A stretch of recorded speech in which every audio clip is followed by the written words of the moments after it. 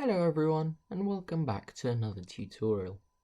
In this video we will continue to look at the LAMMPS software. Previously we looked at the basics of the LAMMPS input script, crystallographic simulations, some compute and fix commands, as well as post-processing of LAMMPS output files. In this video we will look at generating and simulating polymers, as well as some handling of LAMMPS output data. First step is to prepare a LAMMPS data file with our polymer coordinates. To do this, we first have to generate a valid PDB file of a polymer or collection of polymers. This can be done either with handwritten code or with softwares such as Materials Design Meta A, BioVia's Materials Studio, or Schrödinger's Material Science Suite.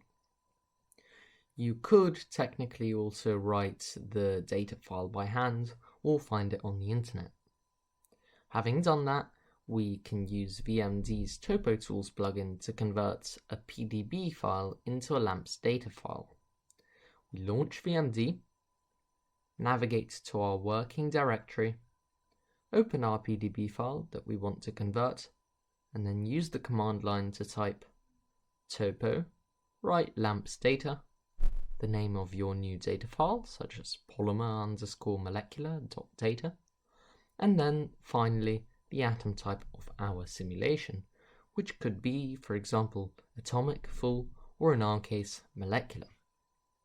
This feature of VMD can be used to prepare LAMMPS data files not just for polymers, but to also create data files for biological, crystallographic, or other types of systems from PDB files, which turns out to be very useful in many various scenarios.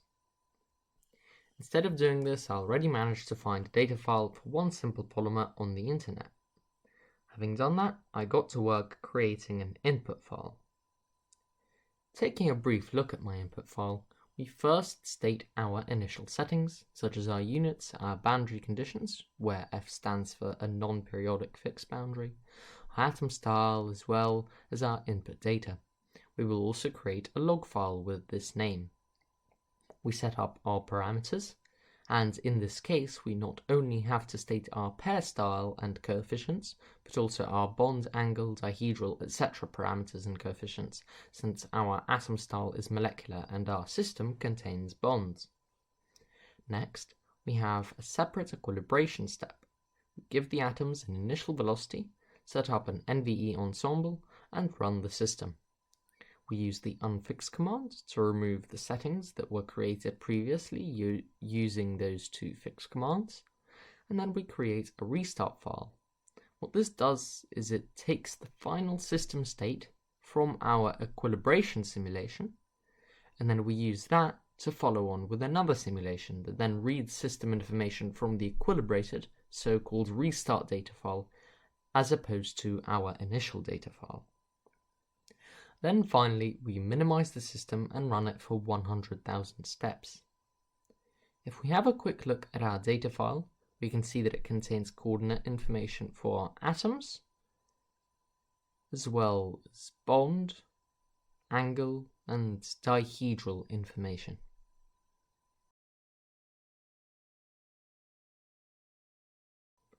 Having run the simulation with LAMMPS, we can analyze our system using Avito or VMD.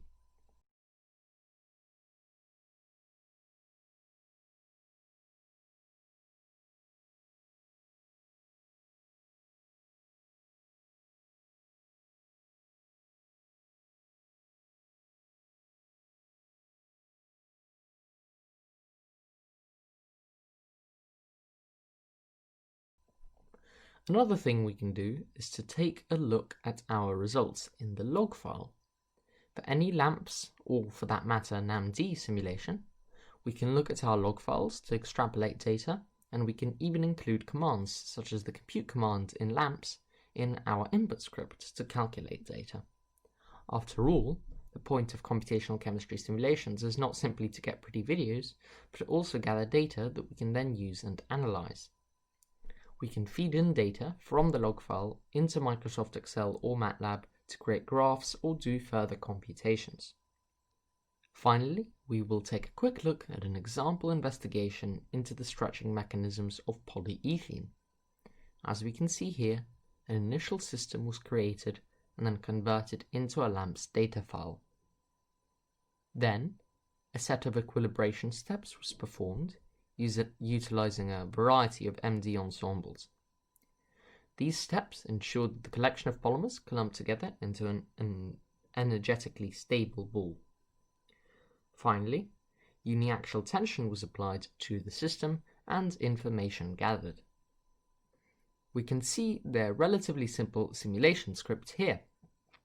At the end, a set of variables was created and used to create the uniaxial tension. Down here, we can see their data files used. Scrolling back up, we see that the results were taken and plotted. Multiple simulations were run to create averages and have reliable results. These graphs depict the stress and strain correlation of the group of polymers. Anyways, I hope you enjoyed the video. See you next time.